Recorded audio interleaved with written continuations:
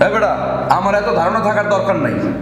হ্যাঁ, আগের দিনের গান বাজনা হইতে হারমোনিয়াম, তবলা, ঢোল, খোল, জারি, তারপরে বেহলা, ড্রাম ড্রাম, গিটার মিটার নিয়ে এগুলো নিয়ে হইতে। আর এখন লাইটিং, কস্টিং, অমুক সমুক সব মিলেই টিলাইয়া এখন বিশাল বাজেট বাজেট করে একটা মানুষের শেষ করাই যায়। বাহ বাহ বাহ বাহ, হ্যাঁ অনেক উন্নত হয়েছে তোদের, অনেক। মামু, এই জন্যই আমি এই মিউজিক ভিডিও থুয়ে বানাইছি ম্যাজিক অডিও ভিডিও। ম্যাজিক মানে? হ্যাঁ, বুঝাইতেছি, একটু দাঁড়াও। এবার ম্যাজিক কি? ওই বিধি মিউজিক অশিক্ষিত কোরআনকার। এইটা মামু মিউজিক হইবে না, ম্যাজিকই হইবে। কারণ এখন তুমি কোনো গালের তাল সুর কিছু পাবা না।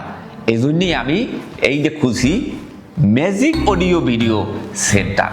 এই সব লাইনে তোর মতো লোক বাড়ছে দেখিয়া নিম্ন মানের কাজ বাড়ছে, নিম্ন রুচির কাজ বাড়ছে। মামু, তোমার এসব রুচির ডায়লগ এখন আর এই বাজারে খায় না, চলেও না।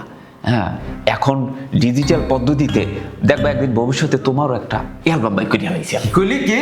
ডরাইও না, অ্যালবাম বাই করবো না। এখন বেসুরাকে সুরে আনতে পারে এআইয়ের মাধ্যমে। তোমার দেখবা বেসুরের সুরে নাইয়া সুন্দরভাবে গান উপস্থাপন করে দেওয়া যায়। এজন্যই আমি নতুন একটি ব্যবসা খুলছি, ম্যাজিক অডিও এবং ভিডিও। স্থান ভূতের রাজ্যের কোকাপ শহর। চুপ কর!